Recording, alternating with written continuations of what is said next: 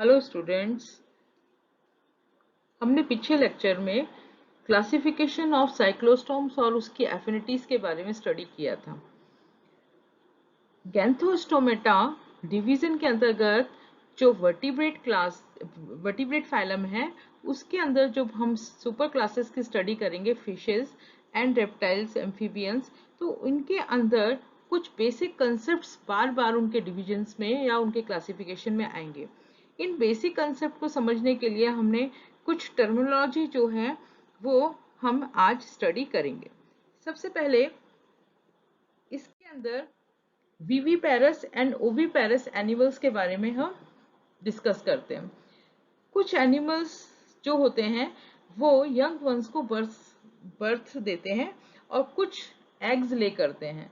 The animal which give birth to the young ones are called the viviparous animals and those animal which lay eggs are called oviparous animals.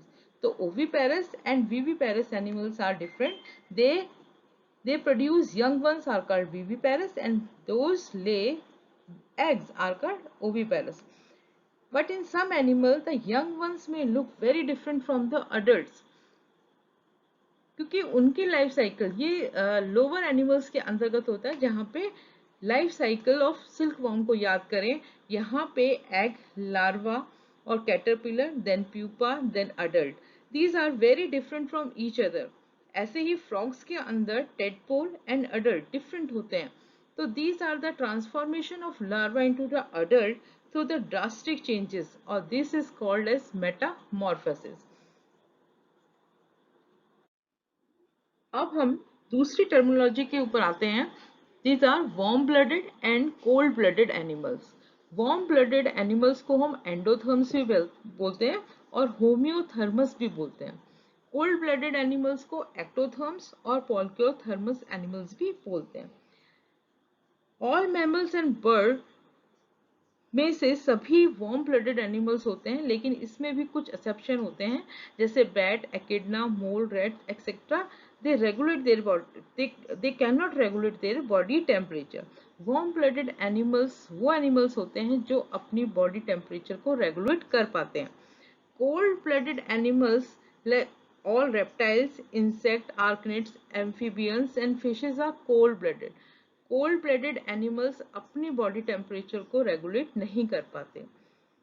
Warm blooded animal maintain a constant internal body temperature irrespective to external environment. They can regulate their body temperature by generating their own heat when they in cooler environment, and by cooling themselves when they are in a hotter environment. They regulate their body according to their environment.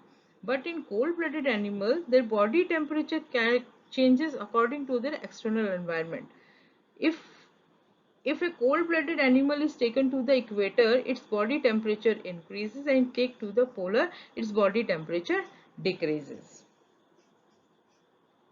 Next difference is they can survive in a wide environment as they are able to regulate their body temperature. Warm blooded animals जो हैं वो wide range of environment के अंदर जीवित रह सकते हैं, but in cold blooded they cannot survive in a wide variety of environment. Tropical animals cannot survive in the polar region and vice versa.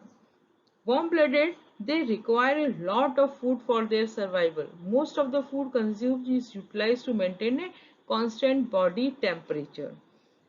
But in cold-blooded, most of the food consumed is converted into body mass, so they need a less food compared to the warm-blooded animal.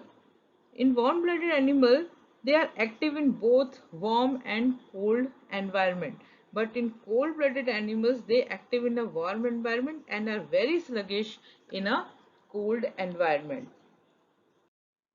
In warm-blooded animal, they cool. Warm-blooded animal usually sweat. They are sweating. उसके पसीना आता है. और animals like elephant, जिनके जो अपने ears को हिलाते रहते हैं for cooling their body. Large thin ears which lose heat quickly.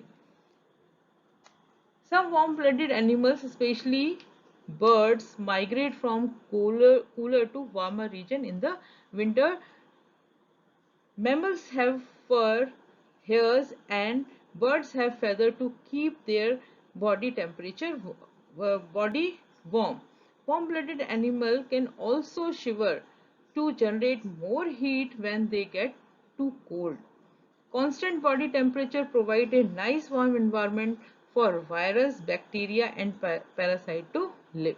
But in cold-blooded animal, some cold-blooded animal, bees or dragonflies shiver to stay warm when in a cold environment. Constantly body temperature make life more difficult for the parasite. These are the very much difference between the warm-blooded animal and the cold-blooded animal. The next terminology is the hibernation and the estivation. The hibernation is the winter sleep and the estivation is a summer sleep. This is the main difference between the hibernation and the estivation. The state of inactivity and a lower metabolic process performed in the animal during the winter is called hibernation. It is also called as winter sleep.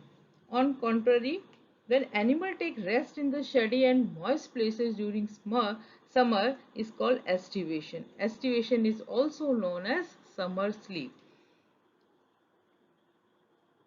These are the very much difference between the hibernation and the estivation.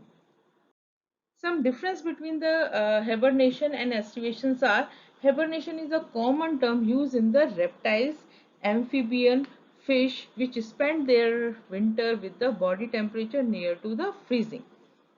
Such hibernated animals like mammals and bears spend maximum time in dens.